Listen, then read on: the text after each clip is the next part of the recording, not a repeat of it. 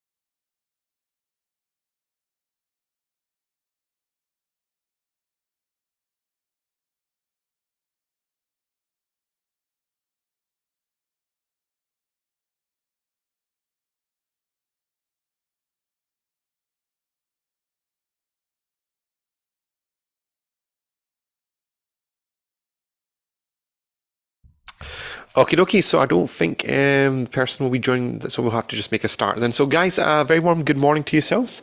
Welcome back to day number 3 of the PMP training. And today we're going to be covering a similar set of chapters that you saw from last week, but there'll be a different perspective on it. And you will be covering the most important one, which is the risk management, which is coming up right now. So without further ado, I will start the recording. Sure. So guys, today we'll be covering the lesson number 3, obviously for day number 3. And the first chapter is the risk management chapter. And as I was saying last week, if you master risk management, you really have a good idea of what the entire PMP is. So this is probably one of the most important chapters of the entire course, to be honest. So risk is a uncertain event or condition, so that if it occurs, it could have a positive or a negative effect on one or more of the project objectives. So the key thing to write down here is this risk thing. It can be it's a negative or positive, number one. Number two, it's a future event. Okay. It's something which is happening in the future, okay? Very, very important thing to write down.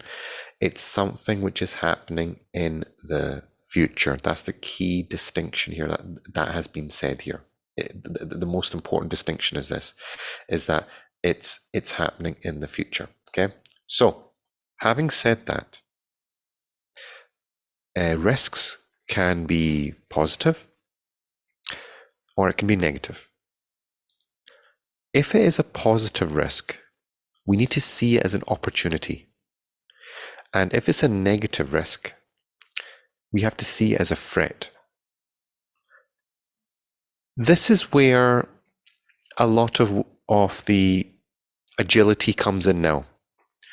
Because there is a perspective, not perspective, there is a modern view within organizations now that when we talk about agile ways of working, what we're really saying here is we're not just talking about Scrum and all that stuff, just, that's just one thing. What we're really saying here is that how quickly can the organization adapt to risks and opportunities? That's what's really being said here. And if we can adapt quickly to this, effectively to this, we will be successful within the organization. So that's the positive risk and the negative risk. Now, people normally ask, what is an example of a positive risk? This is very easy, actually, but it's just the way you see it. Nike and Adidas are two competitors, but let's say in an instance that Adidas launches a new product into a new untapped market segment. Okay, I'm being very specific with my language. Market segment. Nike will go, oh, look, I guess we can do something similar. They can also launch a new product competing against that other product from Adidas in that same market segment. So because Adidas opened it up first, the market segment, it's a positive for Nike. So that's the way to perceive this. Now, in order for that to happen, there was a trigger, right? The trigger was that one of the companies launched a product into a market segment, so that was a trigger. I would also like to go up into a little bit more into a global perspective as well.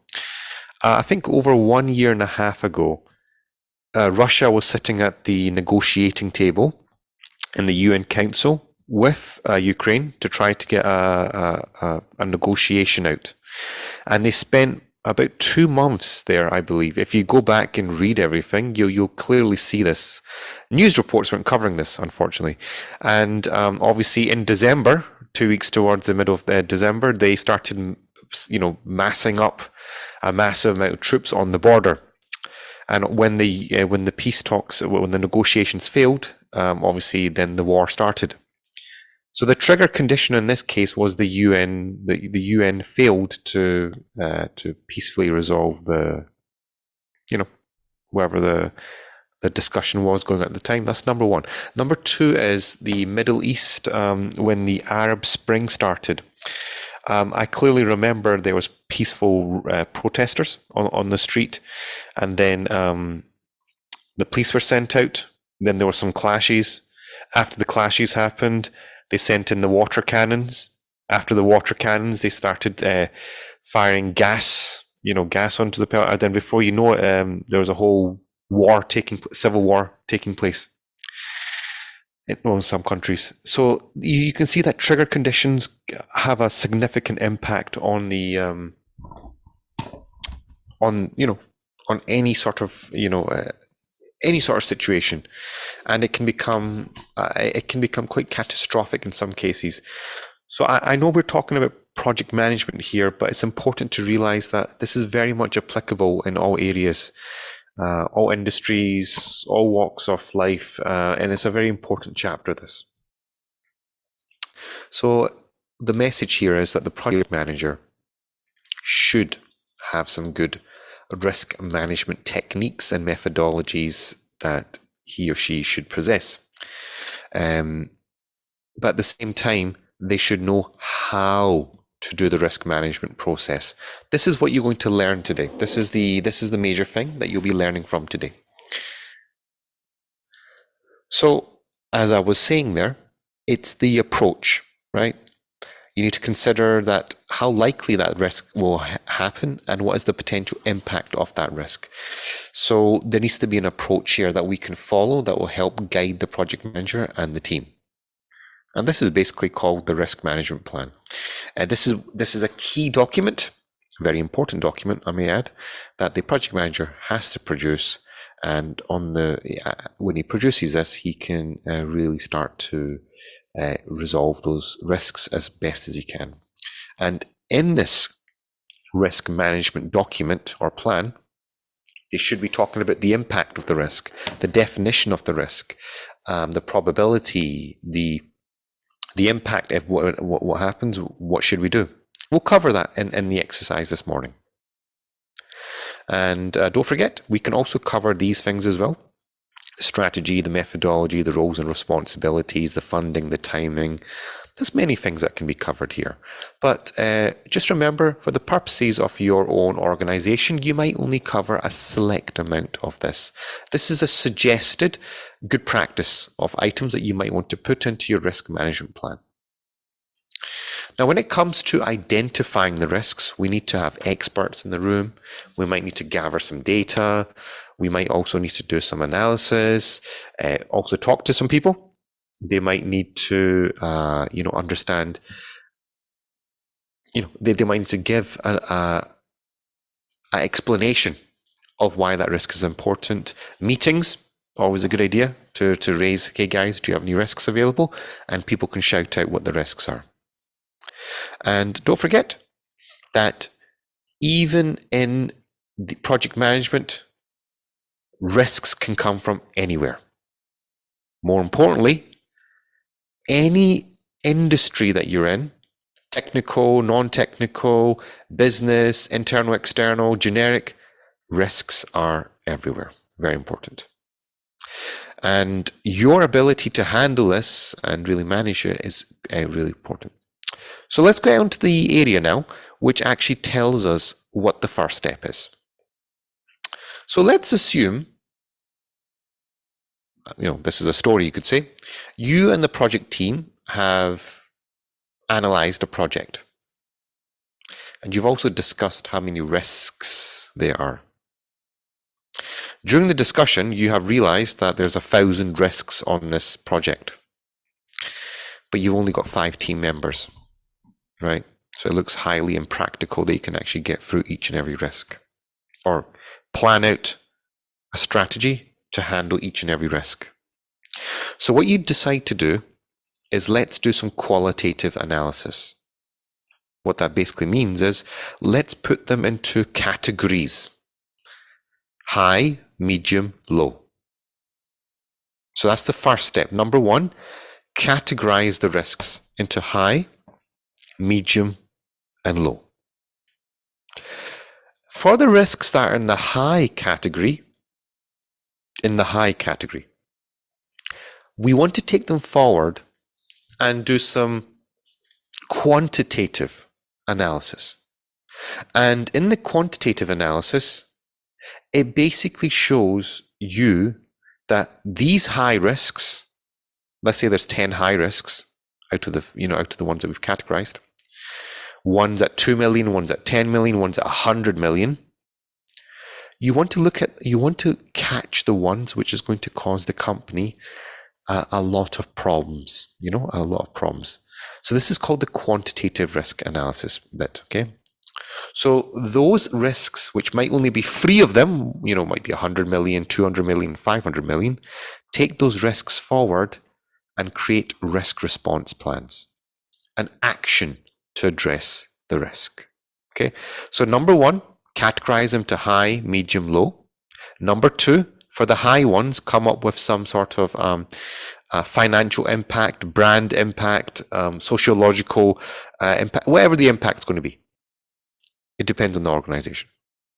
And then number 3, come up with a strategy to address the risk. And number 4 is come up with a contingency response, because sometimes plan A might fail, so we need to have a plan B. That's the reason behind this one. So I think we have a question here, which is yes. Now, guys, this is a true story here. It's quite not to be taken lightly. It's a very true story here. So you are a project manager working in New Mexico for the police department. You are managing a project to develop a secure portal for the city to allow public to report on gang-related activity to prevent further infiltration into the community.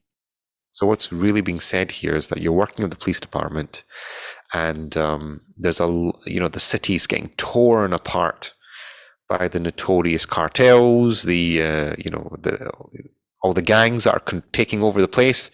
Police need to find a way to try to get the public involved and support them to combat this. Okay, the sheriff has told you and the team to prepare a list of top 10 risks that could potentially stop the project from succeeding. The project is to launch this community portal that's going to help the community report on gang-related activity. Okay, and its financial implications on the community. Okay, but here's where things get a little bit difficult.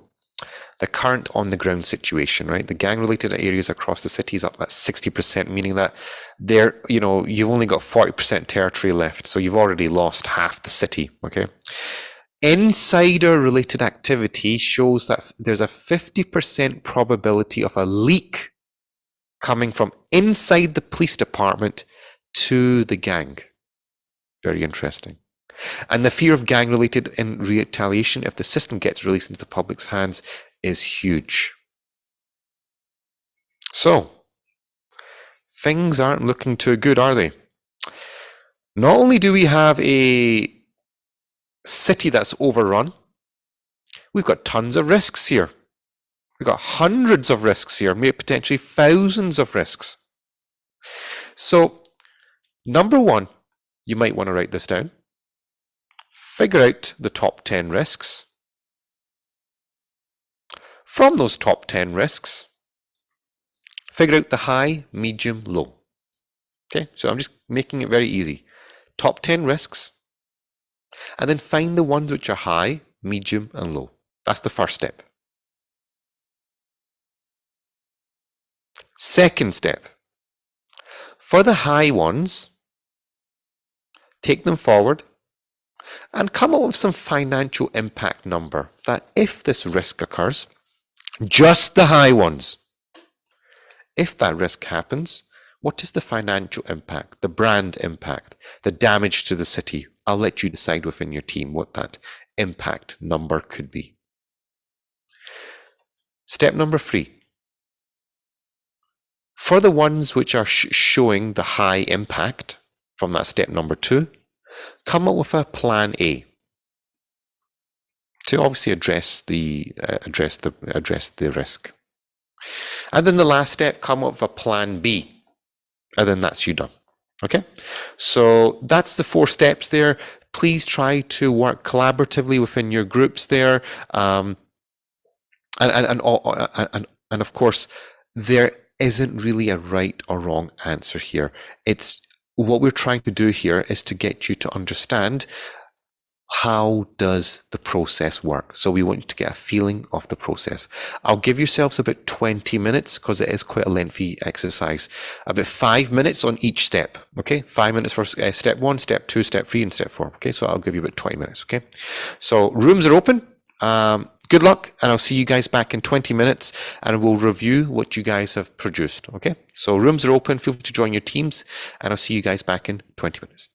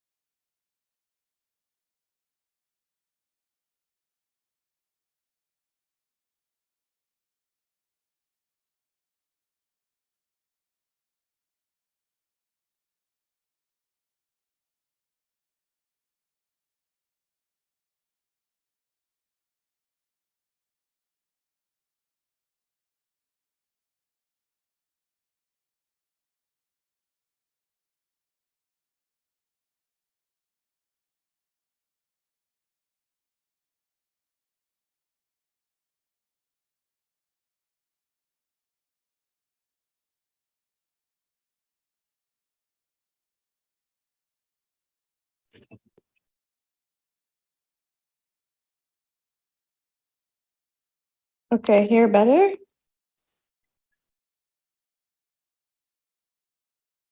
Can you hear me now better, Muhammad? Hi, Noor. I think you've entered the main room. I'll just send you back to the other one. No problem. Okay, join. Sign 2, room number 2. Okay.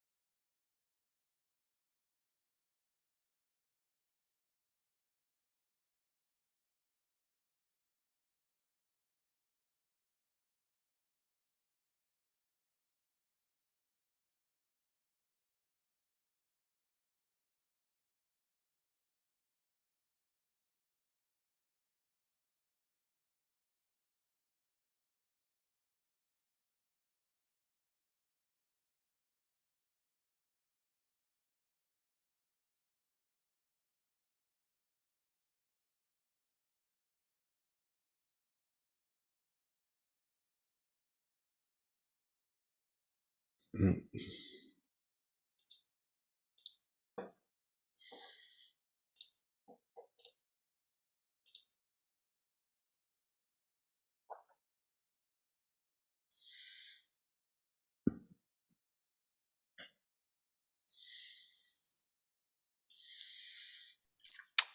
there. So you all should be back in the main session now.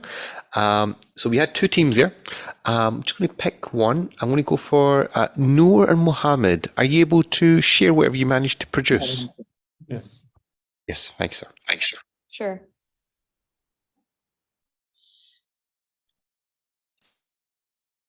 Please go ahead. So what risk we figured out is, let's say number one, leaks from the police to the gang member. The risk categorized as high. It will impact it as the police reputation might be damaged. And how to address it is to investigate within that department to find the leaks. Then we have technical challenges, which is applicable, I think, for most projects, if not all. It's a mid-tier risk.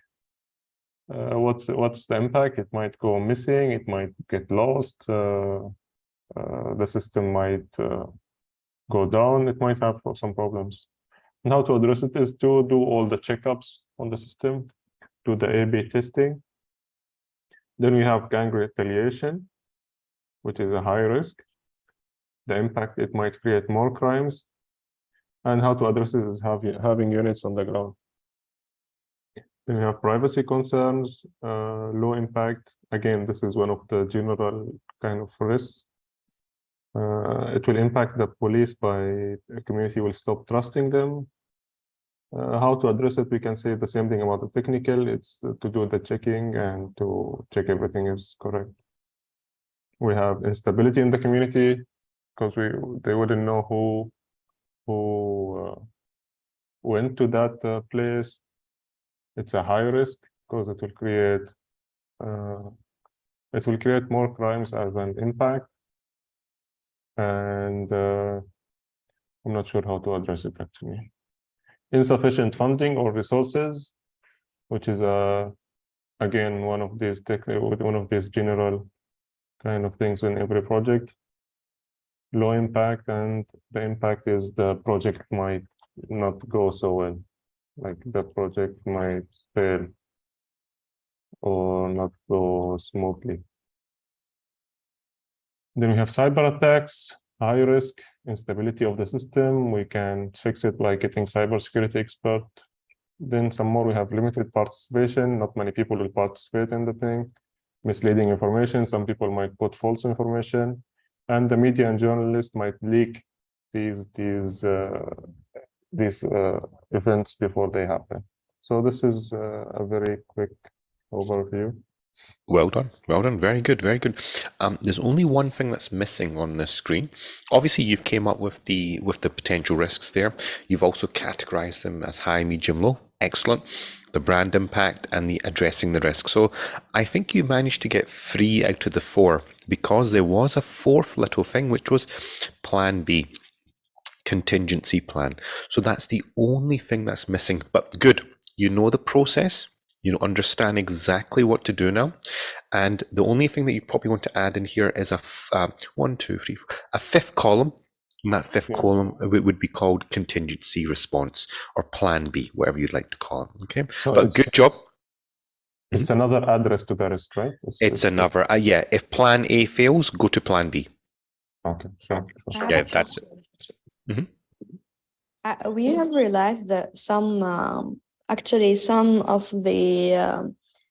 the impact could be a risk as well, and the impact be a risk as well, because the impact itself, when it's a risk, we can create another impact. Don't forget, guys, risks are everywhere. So with that being said, there might be a risk even in the impact. Yes, you're correct. There's no right or wrong answer here as well. One of my sayings in project management is there is no right or wrong answer here. So yes, in some situations, in some circumstances, absolutely, the impact might be an additional risk as well. So domino effect. So good stuff. All right. And remember, just to make sure you add that extra column in there, contingency plan B. It's important to have in there. So good job there. Good job. Let's go to Ardesh and Awais. Are you able to share your screen, guys? Yeah, sure thing. Please go ahead.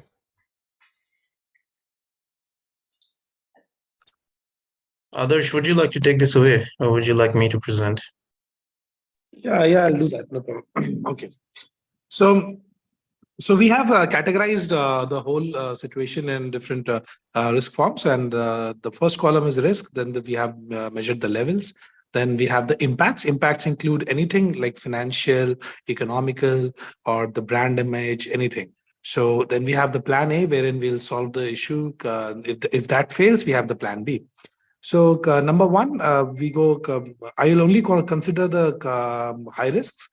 So the first one was retaliation from the mob will further escalate in gang-related areas that can increase in percentage of areas under mob, and they will control even more. So that we have categorized in high. The impact is the loss of public property, which is actually a financial impact, and then we also have a political turmoil. Maybe the political parties, people will start not believing in them. That becomes one of the impact. Then we have for this we have a plan A. We'll have high securities in sensitive zone because police has the information where are the sensitive zones. We can put high security there. But even if this fails, we'll just categorize more sensitive zones in plan B in different area, and we'll also keep a reserve force, kind of a reserve police force attached to the areas, so that if our police force is not able to control it, we'll have that there and then. We have other medium risk like leakage of information in portals to mob, false reporting from public who are from the gang members, public who is fearing from reporting the mobs, possible increase in violence across the city. So then we have another high risk which comes as gangs in power can possibly impact the economy of the city. This is loss of source of incomes, as in people will have no jobs. Maybe that's excellent. That's the first time ever in the PMP training someone has mentioned that. So congratulations, you're the first one to mention that one statement. Plan, yeah. Written by always because he has included this plan, this particular point. Good. So good point. Then we have a plan A for this introduction of public financial assistance program. What we have decided, and then we have a plan B for this, approach international bodies for funds and assistance. See, we want to keep international bodies informed that we are taking up this big step, so that if anything goes wrong, they can at least come up and help us. So then we have a technical failure in secure portal. Every time we can always think of that, but it's a medium risk. So we go to see whoever are key officials in planning all these things are in danger. So that is one of the risks we have thought of. That is very high, and the impact is life threats to officials. We for plan A for them increase in security for key individuals in police, and plan B will have redundancy, that is assign same role to two or more individuals, so the threat gets reduced. So now the last one, the risk is physical violence and damage and demonstration of power by bomb blast, attacks, etc. on police. So that is a very high risk. And for impacts, loss of public property, and again the political turmoil. See, impact can be same for two different risks. So that's why we have done the first and the last impacts. The impacts are same, but the plan has changed. For this high security in sensitive zones, we have kept and deployed secret services to gather insider information. So we have put some intelligence agencies there. And plan B, we have keep army and special force on alert, retaliate, and assist when situation escalates. This is the complete risk analysis for us. Excellent. I like two things to point out here. Number one, the contextualization from this team has been absolutely phenomenal. They haven't just picked up the face value, they've actually contextualized it. I was thinking there for a second, you guys work for the Dubai police or something. With that explanation you guys gave there, that was excellent. So very good. The contextualization into the actual risk, it was fantastic. So you might want to write that down for the team, is that Don't just pick up the face value risks. It's the contextualization that's even more important. That's number one. Number two, notice the plan Bs. If plan A fails, the plan B is there as well. And the impacts, don't forget, sometimes, guys, it can be a brand impact. It can also be a financial impact as well. Don't be scared to, I think this team alluded to that as well, which was the economic loss to the city, because as the gangs get more proliferated throughout the city, it gets more challenging. So good job, very good job. So yeah, I'll just stop the participant sharing from here. I will go back to my slides now. I will tell you the story very quickly before we go for the break. A couple of years ago, I was invited to the as it says there, New Mexico. It was for a PMP training, and it was for the police. And during the 4 days of PMP training, I kept getting a lot of questions from the police, the officers there. Risk management throughout day one and throughout day two. Then I realized, I went and asked one of the guys, why do you guys keep asking all questions about risk management? What's the problem here? He said, no, our boss wants us to come up with a risk management plan for this. So he let me know, and I said, okay, why don't we just turn the last 2 days into a massive risk management workshop? Would that help? Yes, so we did that. So we did the workshop. It was excellent, and we got massive risk and da da da. It was about a 5-day stint over there. On the Wednesday, I think it was the Thursday night. I was sleeping. My phone started ringing. Picked up the phone, and it was one of the police officers, and it says that, where are you? I said, I'm in my hotel. He said, do not let anyone in the room. We'll be there in 5 minutes. I said, everything's okay. He just shut the phone. I think that was the fastest heart attack I've ever had in my life. I got ready so fast. I packed up everything. I just chucked everything in the suitcase. I think I left one thing behind as well. Then there was a bang on the door. I checked for the peephole. I was like, right, I'm either going to die here, or I'm going to make it alive. Thankfully, it was the 2 police officers from the training. They said it's us, okay. So I let them in. They took me. 2 police cars took me straight to the airport. And there was a flight in 6 hours' time. They stayed with me for the 6 hours until I got on the plane, and then obviously I landed back home. I messaged them when I said, hey guys, I've just managed to land back. What happened? What was the rush? Because remember, they told me nothing. They said that someone from the training found out where you were living, got hold of your details, and informed it to the gang members. You would have been dead in the next half an hour. True story. So that actually did happen. So the irony of that, risk management and a risk situation happening out on scene. I hope we are not being targeted. So that's a true story from it's probably one of the things that I'll never forget, and this is the reason why I included that in the thing. When you're a consultant, coach, and trainer, you get called out into some it's not just the training they want, it's the practicality of it. So this example that you've just done there is exactly what the police officers were doing.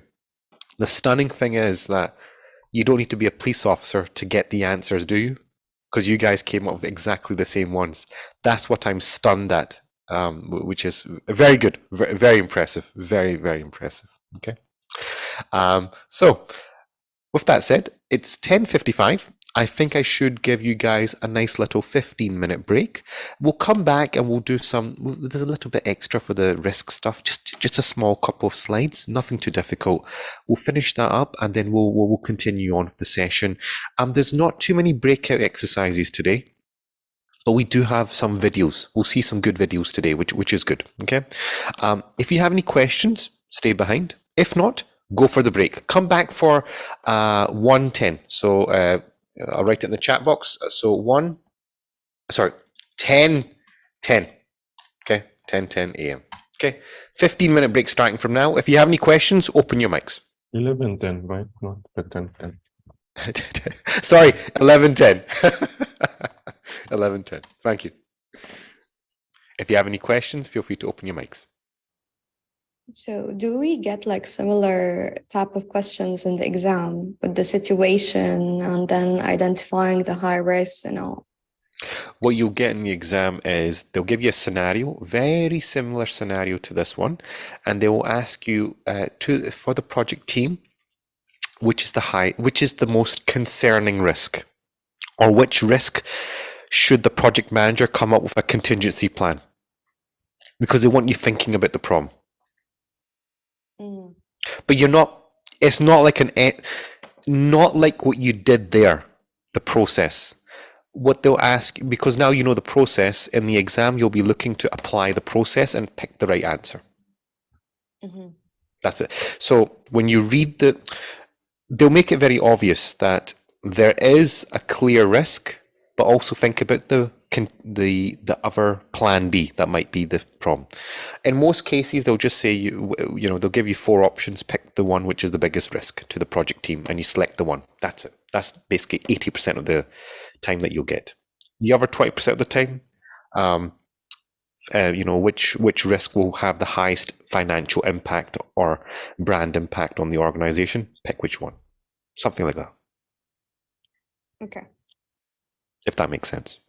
Yeah. Yeah, cool. Any other questions? Feel free to open your mics.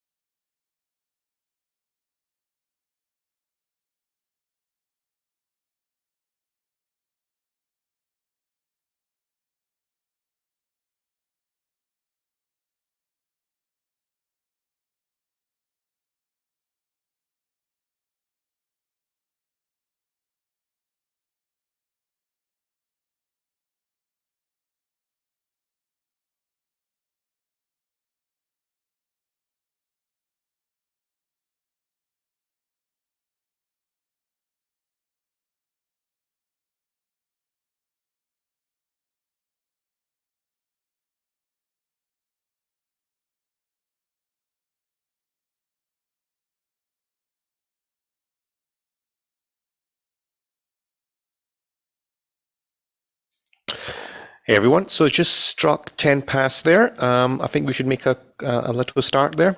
I think we do have a video here. It might be good just to watch this, and then we'll just finish up on the risk stuff there. Okay, so enjoy. Welcome to the Project Management Institute's Spotlight series. Let's beam our spotlight on identifying project risks. You are the project manager of a new project, and you are already aware of some obvious risks. But how can you uncover hidden risks? How can you be sure that you have done a thorough job of identifying potential problems? You may... Sorry, did someone say something there? You guys can all hear the video, yeah?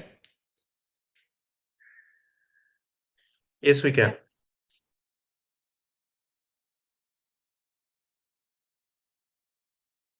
New project, and you are already aware of some obvious risks. But how can you uncover hidden risks? How can you be sure that you have done a thorough job of identifying potential problems? You may feel that the best way to identify risks within a project is to call upon past experience. But even if you are a new project manager without that wisdom, there are many categories of risks that are common to all projects. Let's take a look. The first category of risk to consider is the project scope. If you have a well-defined scope document, you have already taken a huge step to mitigate risk. You should consider things that could go wrong if there are changes to what is written or not written in the scope statement. Examples of risks in this category could include poorly defined business requirements or changes to scope by business stakeholders. Now that you've examined the project scope, you should take a look at all the elements you need to complete the project. One of those categories is equipment. Specifically, the equipment needed to complete the work, not equipment that is a deliverable of the project. Examples of equipment might be computer hardware, heavy machinery, or specialty tools. Ask yourself what would happen if the equipment isn't available, an order is delayed, or if the equipment breaks down. Could it be easily replaced? Equipment isn't the only thing you'll need to complete your project. If you have tasks that are dependent on computer software, you'll need to consider the technology risks. You should look at purchased software packages, line of business software, and database software. Does the project require an update to the software, training for staff, or an installation plan? What would happen if the update failed, the training was not available, or installation required unseen hardware upgrades? After you've assessed the technology, you should determine if there is existing data to be used in the project. Does the existing data need to be converted to a new system?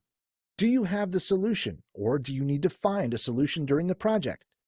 If the existing data is in a proprietary format and there is no known solution, it may pose a high risk. Now that you've assessed the equipment, technology, and data needs, you are ready to think about risks related to the people on the project. Do you have a team member with special knowledge that would be difficult to replace? Do you have new people who need time to ramp up? Are there motivation issues in the current staff?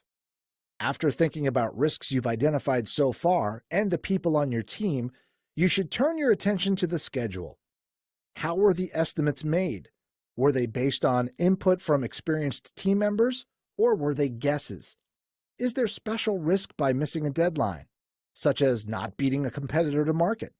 Will the risks you have identified require additional time to mitigate? So, now that you have examined the schedule, you should determine what risks there might be to the budget. Is the budget determined by a contract that cannot be changed? Do certain milestones need to be met for funding to continue? Even if your budget is determined by a hard business decision, a limited budget isn't necessarily a bad thing. As a project manager, minimizing risk and learning to make the most of your resources are key. And that's how to account for potential liabilities to your plan. Thanks for using the PMI's Spotlight on. Nice little video series. So you'll see a couple more of them. When you get the access to your PMI account by tomorrow, with the slides and everything, you will also get access to these videos as well. But I usually find it very beneficial just to watch them during the class as well. One thing that we did not cover there, I just want to cover, is issues. It's a very important point because if you remember to the beginning of today, I said risks are future events.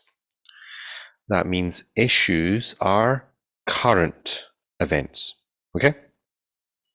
So risk is something which is happening in the future that you've quickly captured, that you have foresight and you can see, oh, this is going to be happening in the future. And an issue is currently happening presently. Okay. Here's a question for everyone. What's the biggest? Yeah, it's an issue. Yeah. What's the biggest issue that's happening in the workforce today? The biggest issue that's happening in the workforce today. Does anybody know? Miscommunication, lack of communication. No. You've seen a lot of this in the last 6 months. Think back to your LinkedIn. Think back to your what you've been reading online. What's the one biggest thing that's happening right now? Biggest issue that's facing the workforce? People have lost their jobs because of this one thing. Recession? No. Pandemic. COVID? No. Oh no, this thing will kill more than COVID and a pandemic. Trust me on that. AI. It's the biggest issue that's AI. It's the biggest issue that's facing humanity right now. If you haven't seen the reports that's coming out right now, it's absolutely terrible what's going on right now. Absolutely terrible. Don't fall for what people are saying to you, all the positives of it. No. When you see the negative of it, it's terrible. So yeah, that's the current issue that's facing humanity right now. It's despite what your opinions are on this topic, for me, no. For me, it's completely a no for me. So that's the current issue in humanity that we're facing right now. And issues can come from, same as risks, anywhere. Can come from any one of these areas, but also don't forget, if they're coming from everywhere, we need to be aware of everything because it could affect our project. So this leads us to a startling conclusion. It's asemiotic. It's connected. So if we can foresee the risks in the future, that means we can prevent them from becoming issues in the current. That's beautiful, because what that means is if we have a good enough team that they can foresee all the risks, capture all the risks that could happen, and we come up with plan A and plan B, we should be able to prevent them from ever becoming issues in the present. Very cool, very, very cool idea. And just as the same way you did the risk management stuff, you would do exactly the same for the issues. Come up with an issue log or a risk log. Same thing that you did for the risk management, you would do exactly the same for the issues. Okay. Any questions?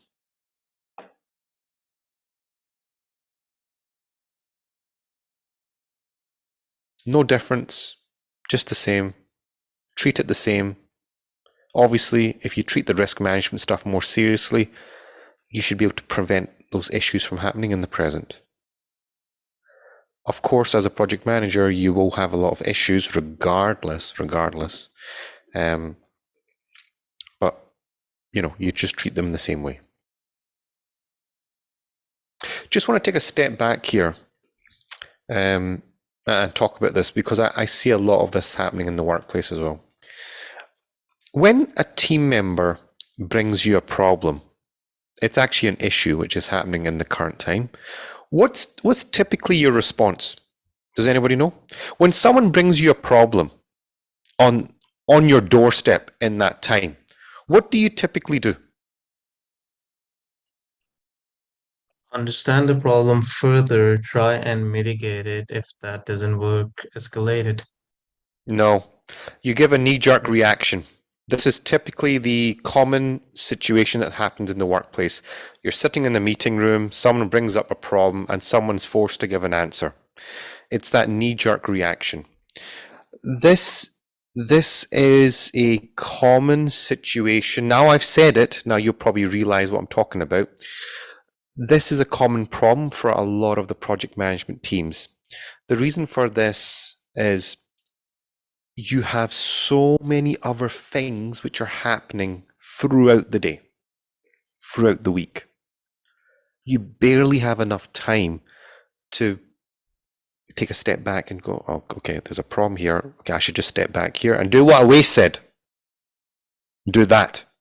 But actually, what you end up doing is you give that knee-jerk reaction. Common problem. I think during the course of this week, I'm consulting for a entity. Over the course of week, I was in so many meetings, and in each and every meeting, I just couldn't believe the amount of times people gave that knee-jerk reaction. And I would say to them after the meeting, because I don't want to embarrass them during the meeting, hey, maybe we should, take some time out and just, maybe just analyze this a little bit more. No, sorry. So hey, we just don't have enough time. We've got other higher priority items to focus on. Common. You wouldn't believe how I actually gave up midweek and said, oh, it's no point even mentioning this now. They just don't even have time. Sad thing was middle management the upper management team didn't really didn't even want to resolve some of them themselves. They just kept dumping it on the middle management teams. Big problem within the industry. And that leads me to a chapter which was about value, because so much of what you're going to see today is connected to, yes, we're trying to expedite how we deliver value, but I think sometimes we just shoot ourselves in the foot. That's just the truth. That's just the reality of this topic. Just like the risk management stuff, why are we doing this? Because we're trying to deliver value effectively. So for the project manager, they really have to lead on value. They have to communicate it as well, and obviously give people an understanding of why we're doing the project. The reason why I say that, a couple of years ago, not a couple of years ago, but 12 years ago, I was working for a project manager back in my young days, and I said to them, what's the main reason that we're doing this project? And the project manager said to me, it's because one of our stakeholders said so. And then I was thinking to myself, sounds like a personal agenda. Sounds like a personal pet project of the stakeholder. And unfortunately it was.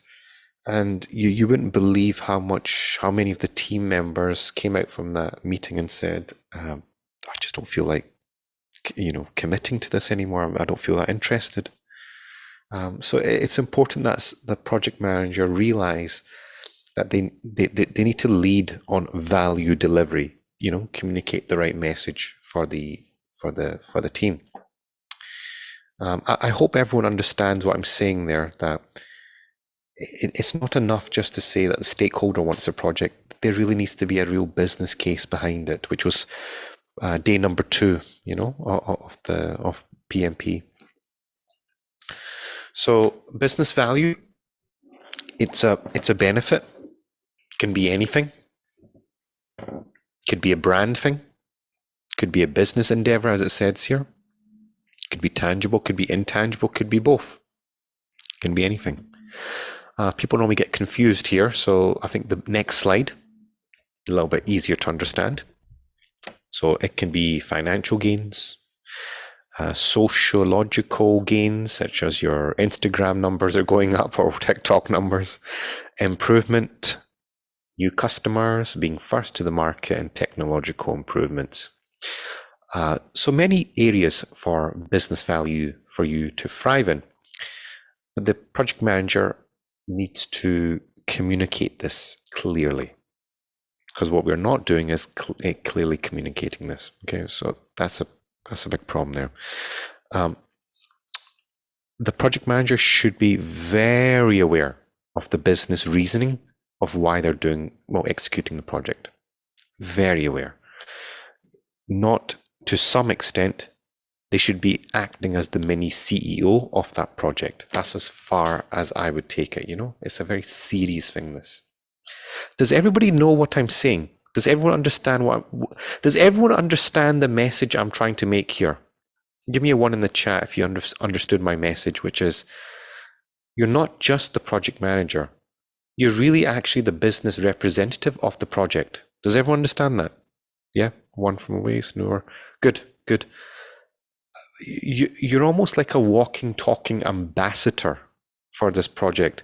I would say that's even more important than the process of project management, knowing the why of we're doing it, But it's more than the why. It's that statement I said there, the walking, talking ambassador of the business of the project that we're trying to do.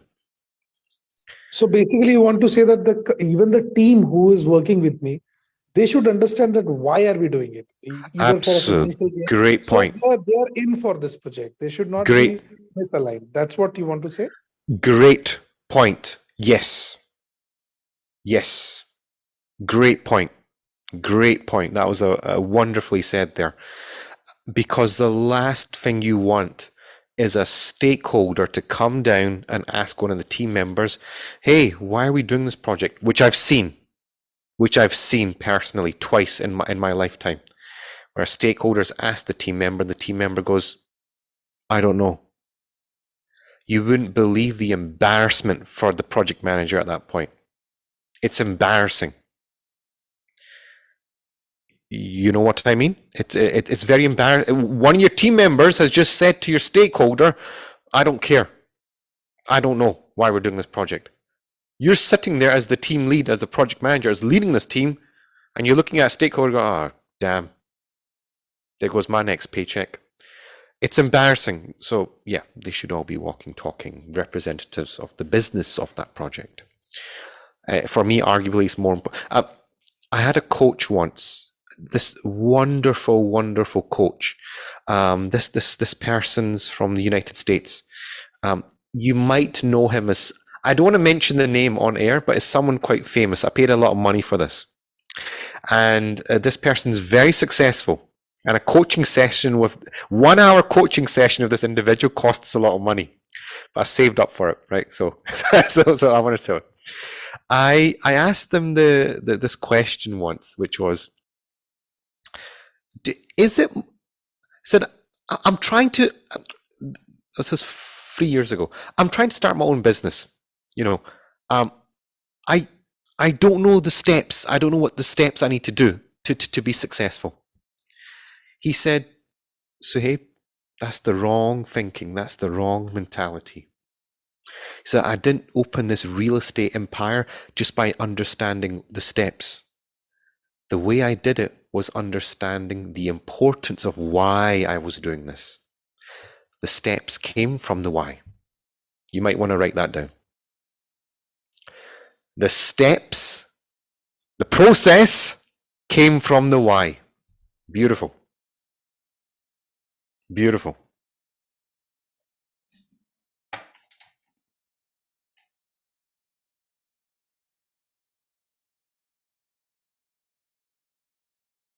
So I'll say that again. Because everyone's always focused on the process of project management or everything, one thing that trumps all of it is that if you know the why, you know exactly logically at that point what you need to do. That never left me that point, because this person did not know anything about the process of creating large buildings, and he did this by himself, by the way. He did this himself. So yeah, great statement. The process comes from the why. Beautiful. Yes, examining the business value. So yes, it just goes back to the point that I was saying.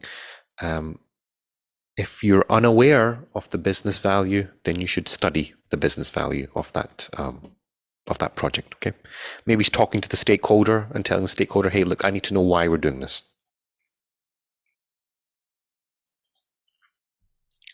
Don't forget, sometimes you might need to communicate the why. Product roadmaps is actually quite a good idea. Feel free to Google this in your own time.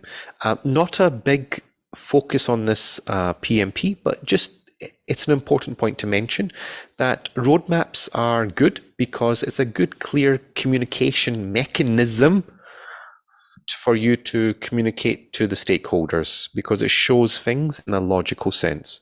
Slightly more easier than a Gantt chart, but the fact that they see it in a chronological sequence in terms of what will be delivered when. So roadmaps become a very more effective communication tool, and it helps you communicate the why of the project as well. Why are you doing this first? Why are you not doing this thing first? You know, that why thing comes up again. So product roadmaps are a great way of just communicating that why. Okay. Any questions so far about the business value, leading by business value, or anything? If it's common sense, you can just write down CS in the chat, just so that I have some feedback from yourselves. I'm not talking myself to oblivion. Newer for CS. Mohammed's giving a thumbs up there. Okay, cool. CS, cool.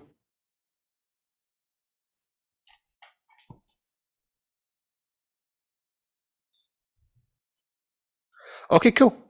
Taking that as clear. Okay, fine. What we'll do now is we're going to go on to communications now. Nice little easy chapter. The good thing about this chapter is it's actually very well interconnected to a lot of things. It's probably one of the most critical chapters as well amongst the course. I think last week we did say that 90% of the project manager's time is spent communicating. But I just want to stop here. Guys, why do you think communication, apart from project management, why do you think this is a necessary thing in business today? Feel free to unmute yourselves. It's basically everything. Because communications is negotiations, as we mentioned last week as well. So everything is built under communication within the teams, within the stakeholders, within the C-level management, the founders with the C-level management, and like the whole organizational structure base actually should be based on managing communications within the departments. Yes. And yep, you're right. The thing is that we should base it on this.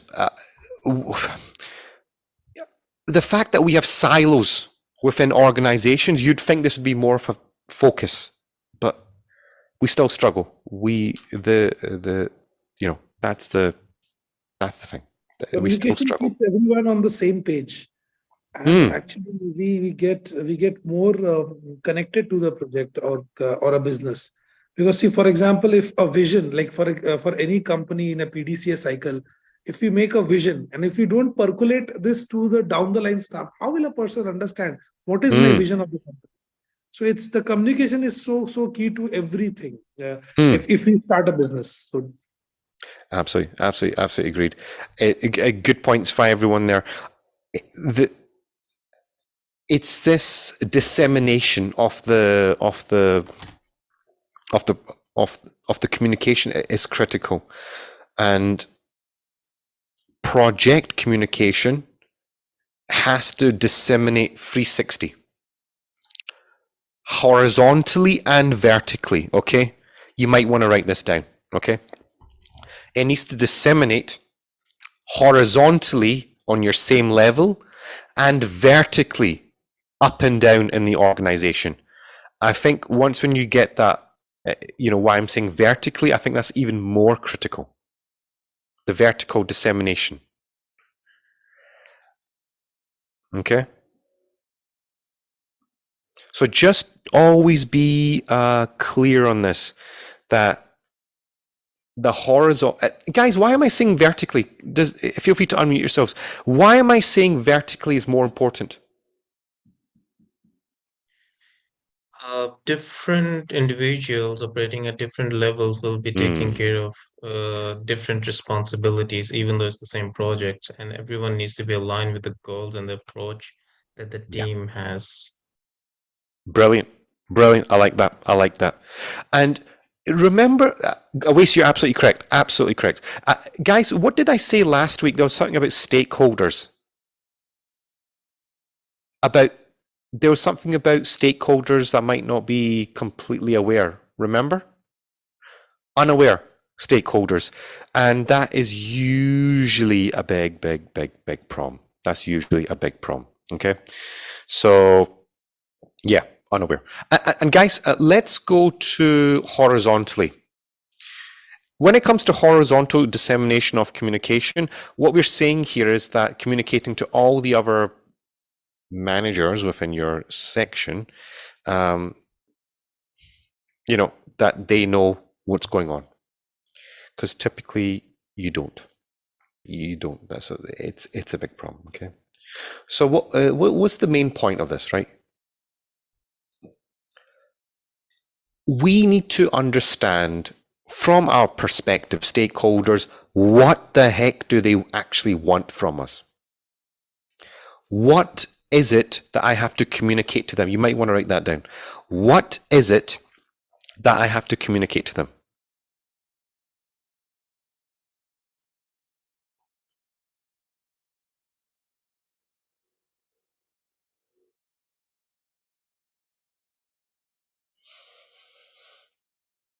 So,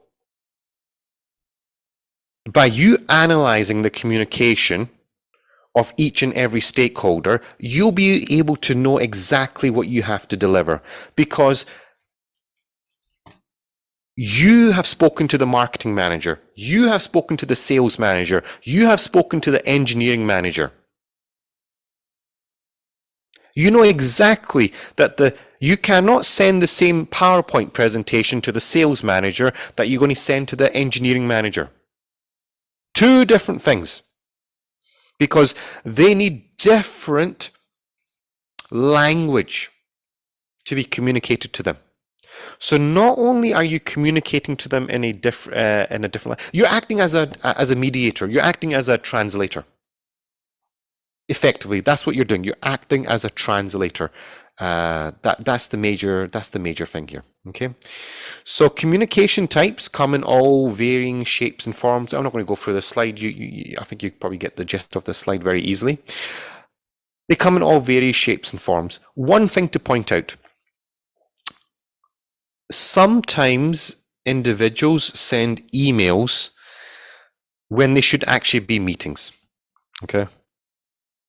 I see a lot of this in organization, especially when an email is 3 lines bigger. Anything bigger than 3 sentences, I always deem to be as a unnecessary email. It should have been a meeting. That's a rule of thumb. If you suddenly find yourself writing an email which is 3 sentences longer, that should be an email. Sorry, it should be a meeting. Because once you start getting bullet points and action points, are you writing a meeting inside the email?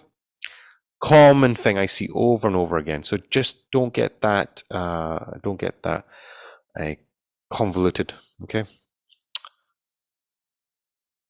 And at the same time, don't forget feedback. Based on your communication attempts with the stakeholders, you need them to tell you, are you being effective? If they're not listening, if they're not responding, guys, one of the most important things I see is that you send an email, you send a message, and they don't respond. It takes them 1 to 2 weeks to respond back. You really need feedback at that point to that stakeholder. And I usually go and speak to the stakeholder face to face. Hey, I sent you an email last week. I noticed that you didn't respond back. I'm not here to have a dig. I'm just here to find out, did I say something wrong, or have I put the team under pressure here? If I have, I apologize, because I just needed a quick answer on this, because so it will improve me writing my email. You wouldn't believe some of the hidden conversations and the gossip I got out.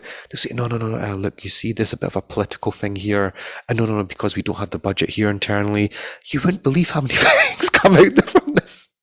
So a good little tactic for yourselves is that if someone's just not responding back to you, It might not be the case they hate you. It's just the case that there's something else going behind the scene, and it's always good to go and dig a little bit deeper and find out what that could be. Okay, and that's it. Any questions?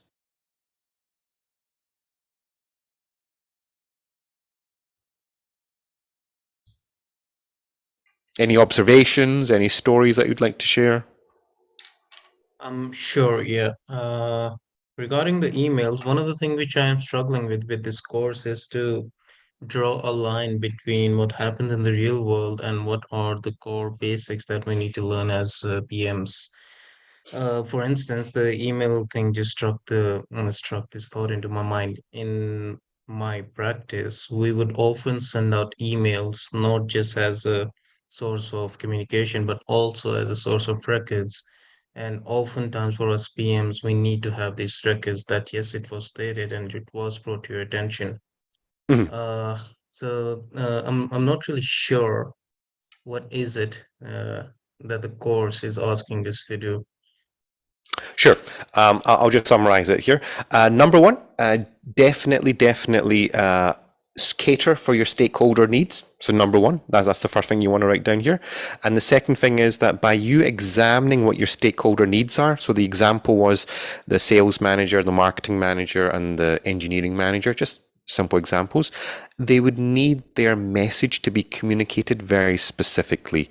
So you want to make sure when you create that PowerPoint slide, when you write that email, when you create that event, seminar, whatever you're doing within your project team to communicate the message, the language is catered for that user. So you're acting as a translator effectively. So they understand the project's message completely. Does that make sense? That's basically the message of this chapter. I see. Okay. I see. Understood. Yeah. Yeah, that's it.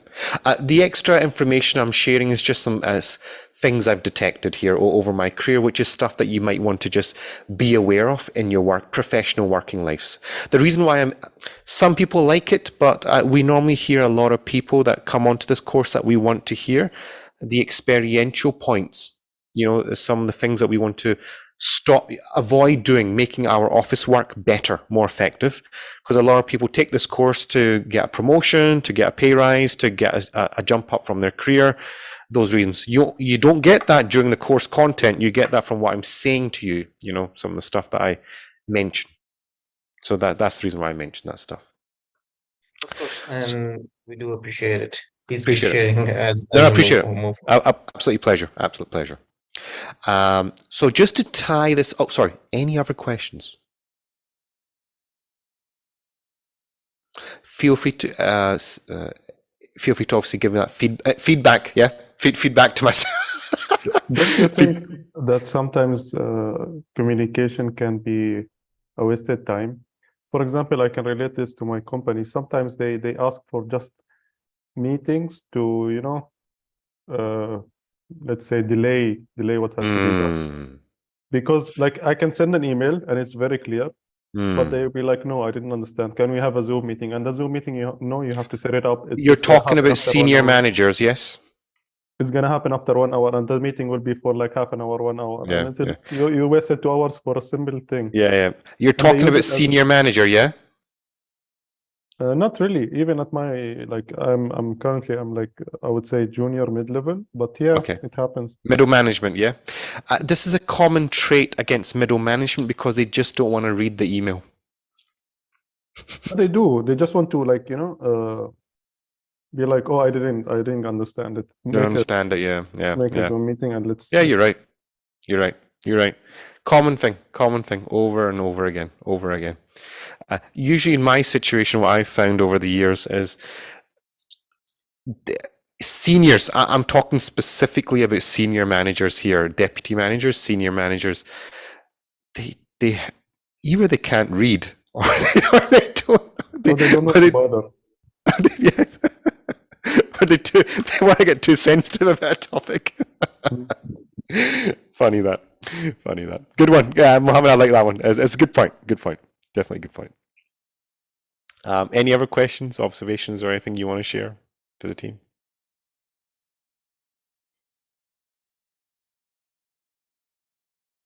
No? So just to continue the topic on engaging stakeholders, just to make things a little bit more worser, even more extreme. So as we're in the communications slides, might as well bring this one up. When it comes to engaging your stakeholders,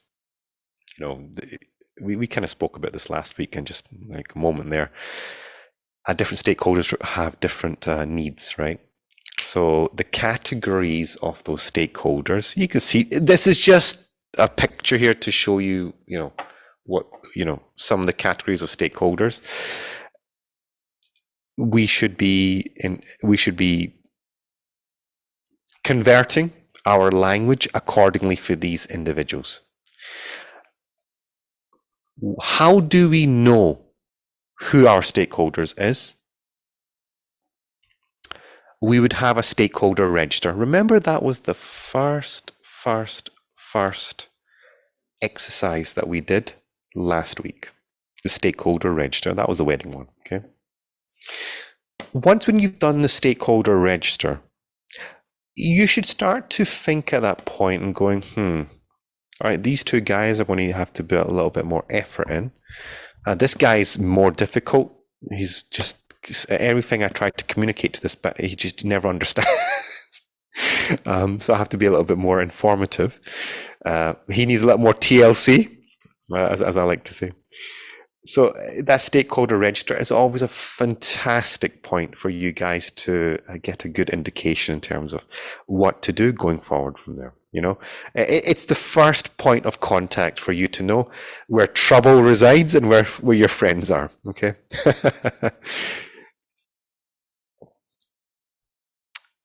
The stakeholder engagement assessment matrix.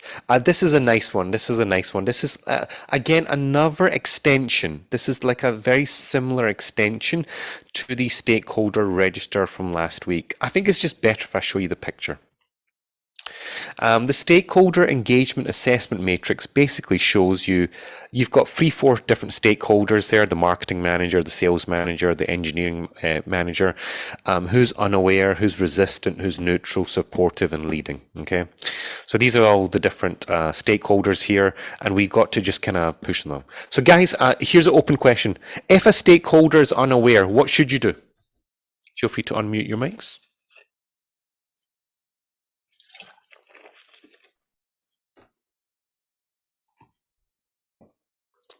Yes, always. It's a good question, because you do oftentimes see this. I'll speak specifically to clients. At times, I'll get clients who know what they want, and other times they don't. So I think information and knowledge transfer may be one of the key aspects to tell them or teach them what is it that they want. Remember, I The was saying, criteria. yeah. Can I give an example? Sorry. Go ahead. Yeah. So there was a project in Kolkata, India, when I was in India. So that time I was building one of the part of my building. Okay, from one side. So the other side there were people from the neighborhood who didn't know what was happening, and I was building a sewage treatment plant, which was creating a lot of smell, everything.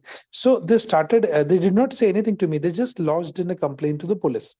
Police came to me and then told me, why have you not informed? So that was one of the unaware stakeholder which I forgot to actually even tell them what was the thing happening.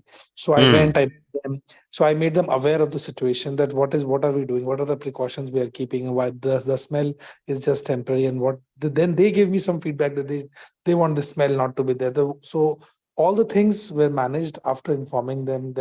Then I used to keep them informed every week, my progress in the project, and I used to have a meeting with the president of the society.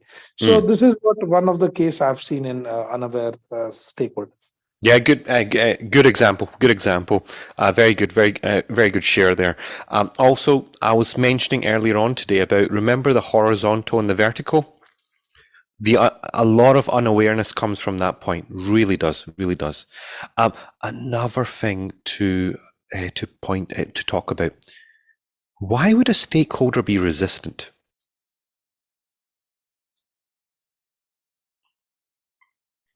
Due to constraints, budget, time, resources. Could be. Of course, that could be a reason. Is there anything Negative else? impact on them. Negative impact on them. Negative impact. Anything else? I'm Sometimes- going to steal this word off the screen and say desired engagement level. Is Possibly. it? Noor? Sometimes it could create like lack of how do I say it? Sometimes it could create like instability in some way Very close. within the team. Instability, not in the team, but in someone themselves. Yeah. Diminishing power. Yeah. Huge problem. Diminishing power is one of the. You see this in IT managers a lot of this, and the diminishing power of returns for that department, because it's a lot of this is stemming from the fact that one department is starting to level up, and they require less and less from other things. And what happens is that you start to get one component of the organization which is accelerating ahead, while the other components are starting to become, they're lagging, right? Just a very simple example there. So that's a resistant one, right? It's a diminishing power for their things, so they can be very resistant in this case. And personal agendas and all that stuff comes into play as well. Politics, which is happening a lot at the leadership level, a lot. Neutral, don't care. They're enjoying their life. They're neutral. They're pretty chill, right? I rather have a neutral stakeholder rather than a supportive or a leading. Always the account department is the neutral department. I've always said over the years, especially in my seminars, people have always asked me, I wish I had a supporting stakeholder. I would say, I wish I had a neutral stakeholder that would just stay my way. So a neutral stakeholder is probably more better for you. Supportive, obviously good, and leading, very good, because they're talking about your project and really pushing your project ahead. Okay, so that's the reason behind these ones. Okay. Any questions?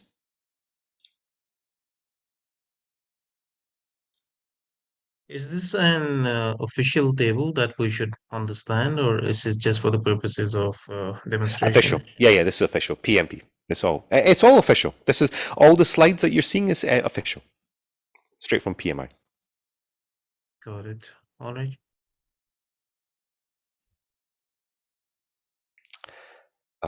Any other questions?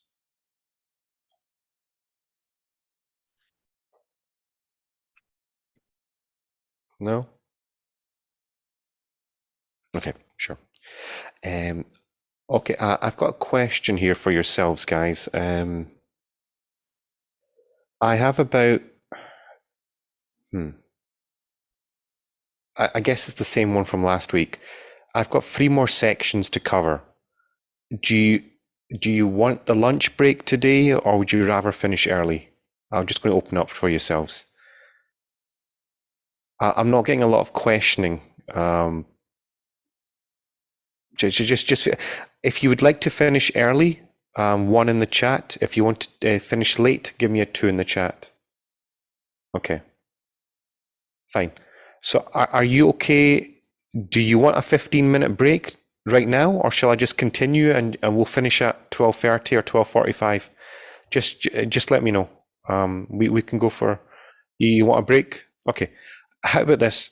Let's go for a 10-minute break. Just tea break. Fine. Let's go for a tea break.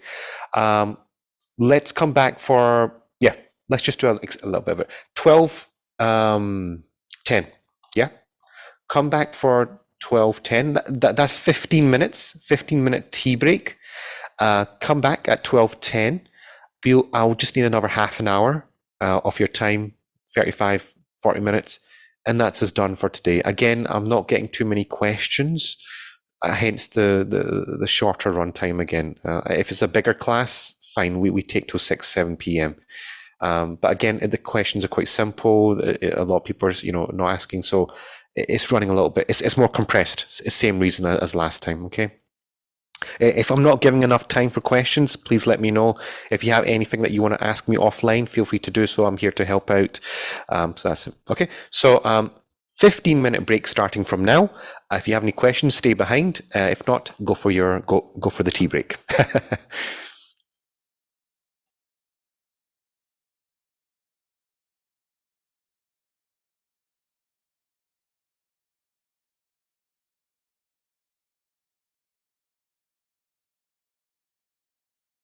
Hi, Shoaib. Yes, hi there. Just a quick question. Maybe we can discuss it in further details at the end of the session. Can we possibly go through the format of the exam in further details? I'm not I have allowed to do some so. colleagues. Hmm? I'm not allowed to do so. It's a warning that we've received. We're not allowed to do so. I can give you As in, guidelines. I can give you general tips and tricks, but we're not actually allowed to go through stuff. You might find some extra help from Saeed. He will give you some extra tidbits if you get what I'm saying here. That will come from Saeed, but officially I'm not allowed.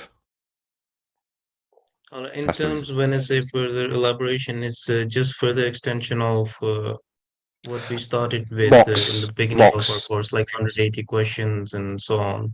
Yes, he's going to give you a massive mock a simulator which you can have. All So right. Okay. that'll come from site, and it also contains the right and wrong answers and all this stuff and guides of what you want to do. Remember, as an instructor, I'm not allowed to be covering that kind of stuff, because you're coming on the course to learn the practicality and to learn the material.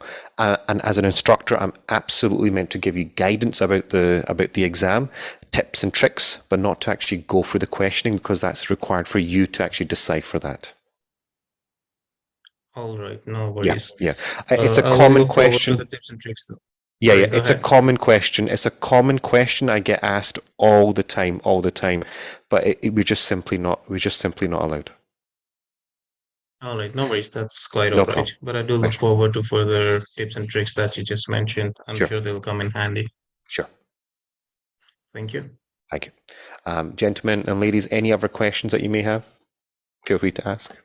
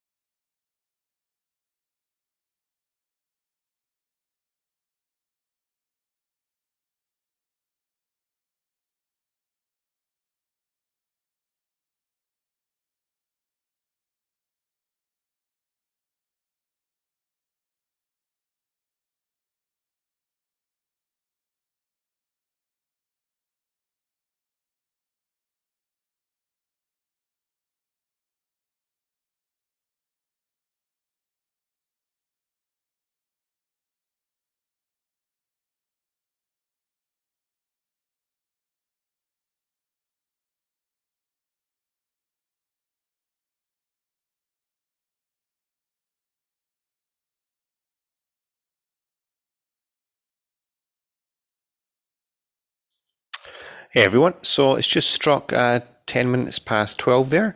We can make a start now. So we've got 1, 2, 3 more sections to do, and that's us done for today.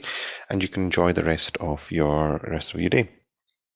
So creating project artifacts. Does anyone know what an artifact is? If you had to guess, does anyone know what an artifact means? It's basically an output, right? It's basically an output. I'll show you in the next slide here. Artifacts are basically anything that the team produces. Anything that the team produces, anything that the team can, as using to try to go up, not go up, but trying to deliver or anything. So you can see project documents, artifacts, or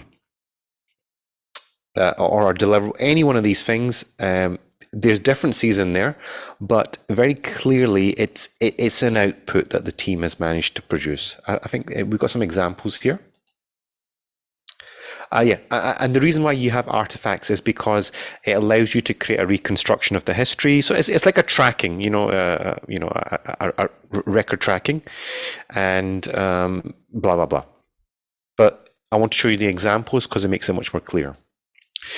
Acceptance criteria, assumptions, business case, project charter, all the project management plans that you're creating, minutes of meeting, lessons learned, constraints, scope baseline, requirements, all the stuff, all the documents that you're producing in project management is artifacts. Even the output can be considered as an artifact. So anything and everything that you're creating in here is an artifact. It's an output. It's a function of the team that has that's created an output. So, and there tends to be a lot of documents, right? You probably realized by now that within this course, there's a lot of documents that are here. Just a question here. How many documents do you create within your projects? Feel free to unmute yourselves. How many projects roughly do you create? Documents?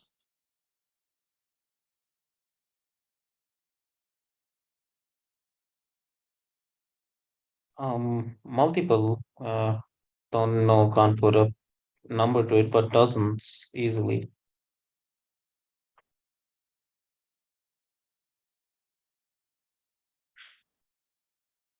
So in my company, the project document is a dynamic document, which is actually kept in a single file. Okay. So we have different allocated spaces for every department. And according to the, as we move on to the project, the document increases in size, in dynamics and everything. I don't know about other places, but what I have been seeing is. Cool. Yeah, it varies. Yeah, it varies. Sorry, Noor, were you going to say something?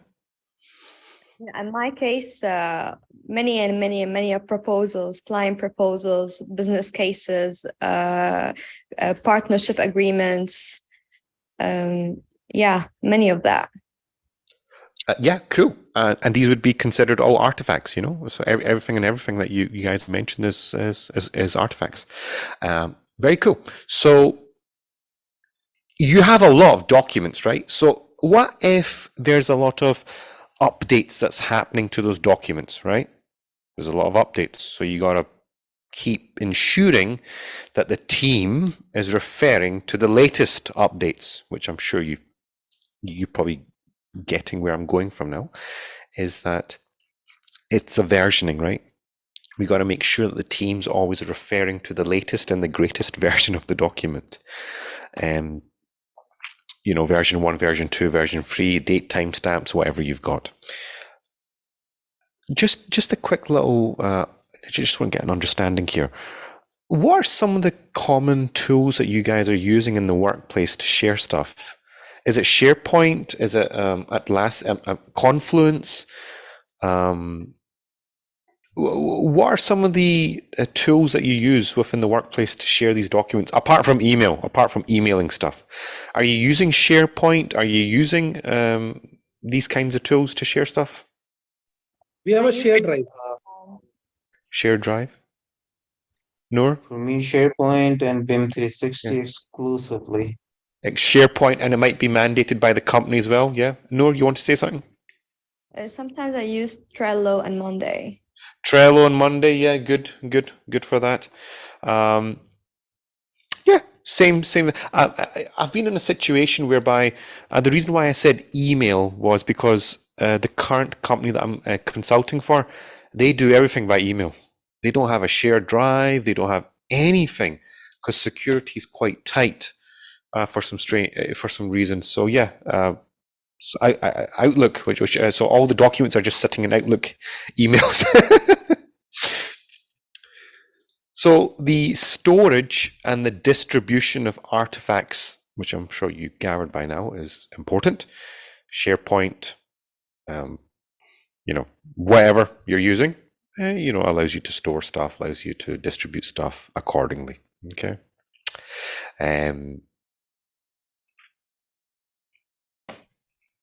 Your management system around this has to be effective. Typically, when you have multiple teams in a organization and they're all having shared files, shared areas where the teams can distribute docs and stuff, you usually need someone to come in there and kind of structure it and put in some certain controls, put in certain facilities in place to ensure that things are being categorized correctly. If you don't do it appropriately, it can become a mess. I've also been in situations whereby I have received past project management documents from historical projects that have been conducted within the company, and what's happened is that it's just been a mess. You couldn't even figure out which one was the scope management plan and what was the risk management plan in some cases. So the message here is that the categorization and the I guess the cleanliness, how well everything's organized, it has a big impact on how on how it helps, on how it helps the organization progress.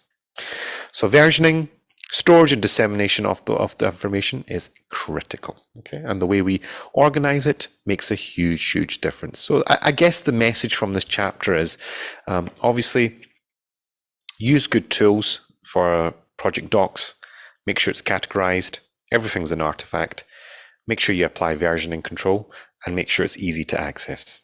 I think that's the best messages from the from these slides.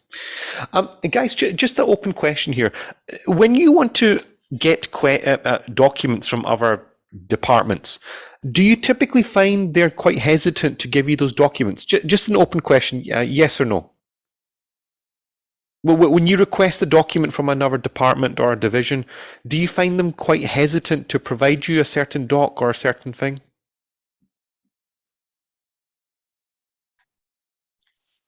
Depends at times. Not really. Why would they? No, arguably, depending on the nature of the document, if it has confidential information like commercial numbers in Yeah, it, then that's a it shouldn't be given. shared with the team. But generally, if you want something, you can either get it or ask for it, and they will give it. It's fine. You're in the same company, right? Okay, interesting. No, I mean, There are a once lot again, of things depends. which I have seen in my previous company. So people stop sharing or maybe hesitate to share the document because I don't know, they feel that their importance of will be lost, or maybe loss of power, maybe something like that. It happens, and they would like to share it directly with my manager and not with me, and to show that they have done the work. I don't know, maybe it's because of that, or sometimes even what somebody's just not pointed out, that's commercial part, that there are sometimes when I see 2 quotations have been done, the third one is not done. So I would just request, how was this order processed without the third quote? So that third quote never comes to me. So it was just in the previous my company. So many projects I have seen this. So I've seen many times. I reiterate everything. Mohammed's right there that they shouldn't be hesitant. but the actual reality is they are hesitant. That's why I wanted to just kind of bring this point up, that you might face this remember, I'm talking about practicality here as a project manager. If you do face this problem, because I've been in this, that procurement one was very good. That was a very good example that was brought up. You will find certain signed off documents or certain things that will never get shared with you. I've certainly had it in my career whereby I've not been allowed to gain access to certain things at all. No matter how hard I tried, no, just no. It's we're not going to share with you. It's outside of your roles and responsibilities. They always bring it back to that. So yeah, Mohammed's right. They shouldn't have a problem, but there always is something there that's causing a problem. But this is the reality of project artifact management. I just want to, that's the reason why I brought this up. It's all coming back to management. The organization's management practices on artifacts doesn't exist. And in fact, in most companies now, there might be a knowledge management team in there, possibly, usually stuck in the HR division or department. And they are in charge of disseminate, trainings and this and that. But I typically don't seem. Then there's another team which is called, cybersecurity or security, whatever you want to call it. They might be tasked with putting security constraints in. But when it comes to management of artifactual documents, there usually doesn't exist a policy within the company, which is, except for one thing: anything and everything that you create belongs to the organization. So if it belongs to the organization and you're a working employee of the organization, so that should be that you should be able to get access to it. But still, you will find massive difficulties as a project manager to get access to past documents and maybe even documents that you presently need, which is on a horizontal nature of the organization. I'm just pointing it out. You will have problems. You shouldn't have, but we have to be realistic. That's why I'm pointing out, just so that you have a realistic outlook, going forward. Okay. Go. 2 more sections. Managing the project changes. This is quite an important chapter. Projects are about change. The butterfly is obviously pointing to something which is related to digital transformation. There's a lot of digital transformation projects which are happening within the industry, and what typically organizations do is they put in a chat function and they put in some. They put in a web application or a mobile application and they say, right, digital transformation done, or they fire half their customer service call center staff and they put all robot, the chat GPT stuff in there and they say it's digital transformation. It's not. Digital transformation is business model transformation, and these ones are meant to be about the butterfly, the caterpillar blossoming into a butterfly. But typically what you find is the butterfly never actually comes about. It's always still in caterpillar stage. Because if we really had those DT programs working within our organizations, we should be sprinting ahead. Our region should be sprinting ahead, but we're far, far away from that. Far, far away. So every project is about change. Anything you deliver from a project is really change, and that change is impacting someone. And the causes of project change could be there's a specification change, there could be some inaccurate estimates, a stakeholder has raised a concern, there could be government regulations coming in, or there's a missed requirement. There are many things that could cause a project change. But for you, as a project manager, you need a systematic approach, a way for you to capture these changes, okay? Number one, you should have some sort of form, document, system in place that allows you to capture the change request. And when the change request comes in, you need to have a specific method of tracking how much this change request has progressed. Has it got sign off? Has it got approval? Has it been declined? But in order to do so, you need to follow and have a specific process in place. And that also means that there needs to be levels of approval. To elaborate this explicitly, we have a process chart, which I would like to show you. This is called the change management process flowchart. You might get to 5 to 8 questions in the exam. In some cases, over the years, I've heard students say to me when they sat the exam that they had almost 10 questions related to this flowchart here. So it's quite an important flowchart to pay attention to.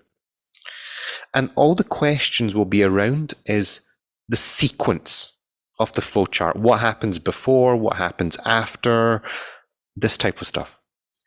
The first thing is that there is a change request form and something has been submitted by a stakeholder, by a customer, and you've captured it through a change request form, which is that purple one at the beginning. Okay. The next thing is that you have to log it, right? You have to record it, that this change request has come in. And then you come to a decision point between you and your team or your stakeholders, your project sponsor. Has this change request passed the filter? And the filter could be anything, which is this an appropriate change for the project? Is this something useful, worthwhile for the team to do? And then it could get accepted. And if it is accepted by the team, then we need to ask the question, does our project's deliverable get affected? If it is, then we go into the next step, which is we need to prepare an impact statement. And an impact statement basically means how much of an impact is this change going to have on the project? Minor, moderate, or major, okay? And that is that's a critical thing. So someone needs to prepare this. Could just a one-page document should suffice. And then you need to submit this to some stakeholder, probably the project sponsor, and they will give you an answer, yes or no. If it's yes, go ahead and start building and executing that change request and communicate that change that's happening to the rest of the stakeholders and to the organization. Obviously execute the change and then rebalance the remaining of the project in terms of work, of scope that you've got left remaining. So that's a nice little flow chart that you can follow within your organization when you get a change request. Notice at each and every point, there could be a rejection. And no, we're not doing this. We send that rejection notice back to the person that requested it. Okay. Any questions? This is such a practical thing. It has happened so many times. Mm. And we actually do the same thing, but we never know. Like I never knew that there's a flow chart for this as well. So, Now you know. yeah, I know. And this has happened recently. There's nothing new. Good. This Good. is such a nice thing.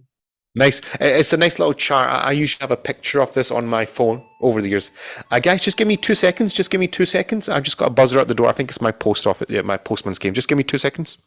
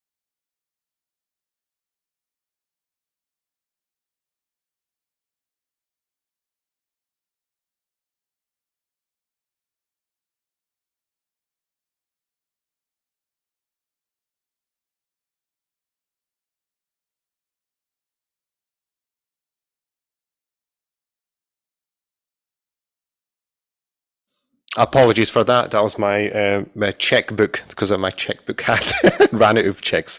So any other questions on this one?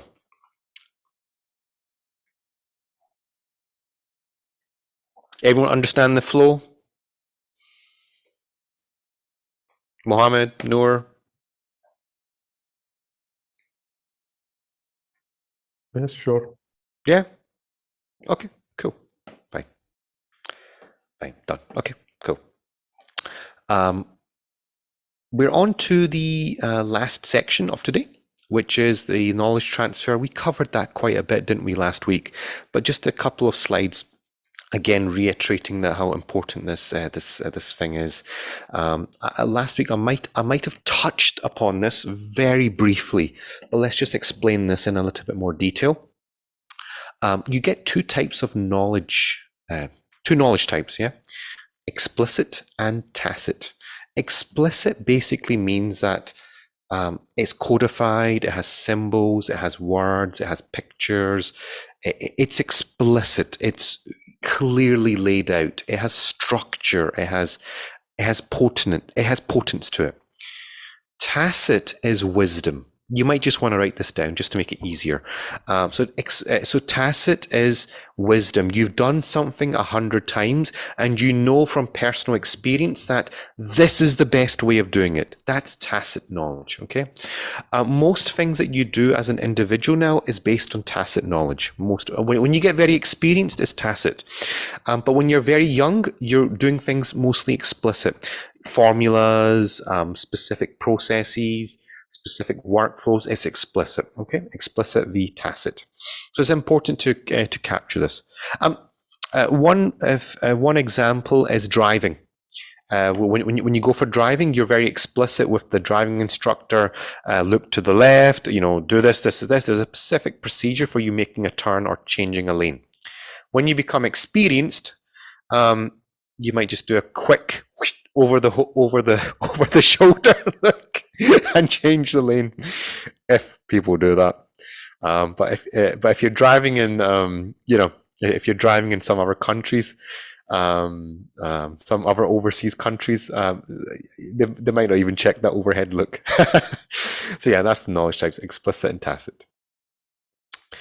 And don't forget, don't always capture the lessons learned document as well as you can.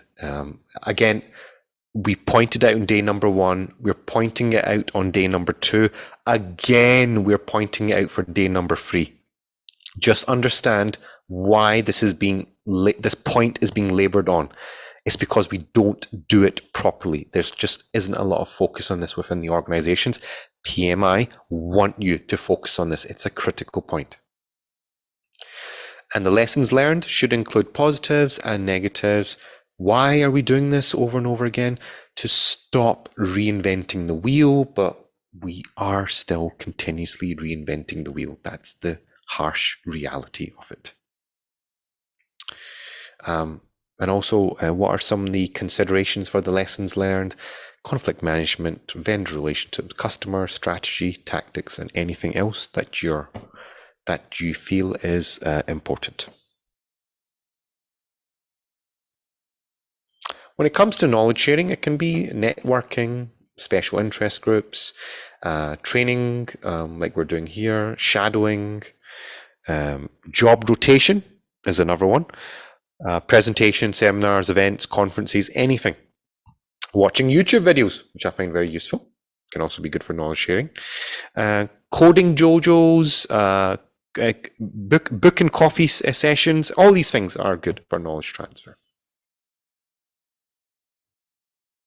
And that's it. That's the end of the chapter 3. That's the end of day number 3. Any questions?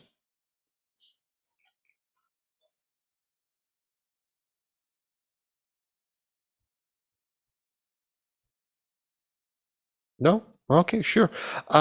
If you'd like to log off, feel free to log off, and I'll see you guys back for tomorrow. Tomorrow we have one tricky chapter which is happening tomorrow, but the rest of it is very plain sail smooth. It's very easy tomorrow, but just one chapter is difficult tomorrow. That's it. But apart from that, the rest of tomorrow will be very simple and very clear and very easy to get through. Nothing too challenging. Okay. As soon as the recording is done today, I'll send it out to yourselves, and Side will send it through, and that's it. So feel free to log off. If you have any questions, feel free to stay behind, and that's it.